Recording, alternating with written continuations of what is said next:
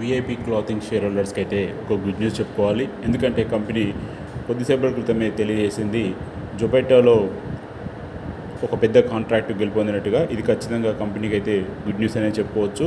మరి చూడాలి సోమవారం రోజున మార్కెట్ ఎంత గ్యాప్ అప్ తోటి ఓపెనింగ్ అవుతుంది అన్నది చూడాలి. సార్ ఓవరాల్గా అయితే మాత్రం విఐపి క్లాతింగ్కి అయితే ఈ న్యూస్ అయితే ఖచ్చితంగా ఒక గుడ్ న్యూస్ కిందే చెప్పవచ్చు.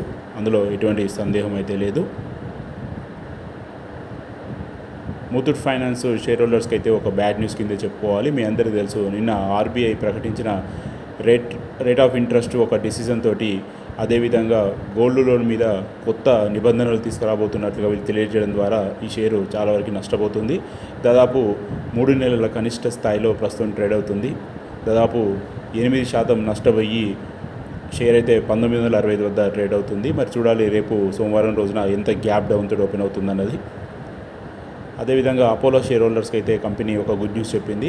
ఎందుకంటే రానున్న రోజుల్లో ఉత్తర భారతదేశాన్ని లక్ష్యంగా చేసుకొని ముందుకు వెళ్ళబోతున్నట్టుగా, కొత్త హాస్పిటల్స్ని ఉత్తర భారతదేశంలో ఓపెన్ చేయబోతున్నట్టుగా వాళ్ళు తెలియజేస్తున్నారు. ఖచ్చితంగా ఇదైతే అపోలో షేర్ హోల్డర్స్కి అయితే గుడ్ న్యూస్ కిందే చెప్పవచ్చు. మరి చూడాలి మండే రోజున మార్కెట్ ఎంత గ్యాప్ అప్ తోటి ఓపెన్ అవుతుందన్నది చాలా ఇంపార్టెంట్. ఖచ్చితంగా ఇదైతే ఈ షేర్ హోల్డర్స్కి ఒక గుడ్ న్యూస్ కింద అని మనం చెప్పడంలో ఎటువంటి సందేహం అయితే లేదు.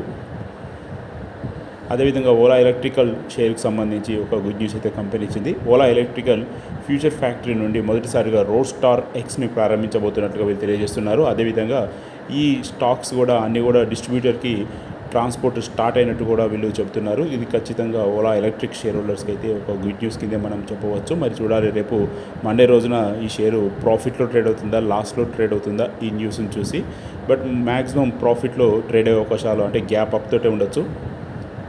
అదేవిధంగా డివిస్ ల్యాబొరేటరీ షేర్ హోల్డర్స్కి అయితే ఒక గుడ్ న్యూస్ చెప్పుకోవాలి. ఎందుకంటే వీళ్ళు దాదాపు డివిస్ ల్యాబొరేటరీ ఎగుమతుల్లో అద్భుతమైన గ్రోత్ని, దాదాపు 22% గ్రోత్ని, అదేవిధంగా 23% లాభాలను చూపెట్టబోతున్నట్టుగా వీళ్ళు తెలియజేస్తున్నారు. మరి చూడాలి, ఖచ్చితంగా ఇది డివిస్ ల్యాబొరేటరీ షేర్ హోల్డర్స్కి అయితే ఒక గుడ్ న్యూస్ చెప్పుకోవాలి. ఈ న్యూస్తో మండే రోజు దాదాపు మంచి గ్యాప్ అప్ తోటే ఓపెన్ అయ్యే అవకాశాలు అయితే ఉన్నాయి. మరి చూడాలి ఓవరాల్గా.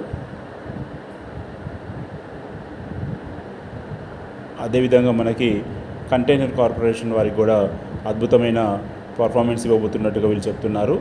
బట్ క్యాలిక్యులేషన్లో మాత్రం 80% తగ్గిపోయిందని చెప్తున్నారు. బట్ ఓవరాల్గా మాత్రం కంటైనర్ కార్పొరేషన్ ఇండియా వారికి అయితే ఇది ఒక బ్యాడ్ న్యూస్ కింద చెప్పుకోవచ్చు. ఖచ్చితంగా మండే రోజున గ్యాప్ డౌన్తో ఓపెన్ అయ్యే అవకాశాలే ఉన్నాయి. మరి చూడాలి మరి మండే రోజున ఈ షేర్ ఎంత లాసెస్ తోటి ట్రేడ్ అవుతుందన్నది. ఇది ఖచ్చితంగా నెగిటివ్ న్యూస్ కిందే, ఓవరాల్గా బ్యాడ్ న్యూస్.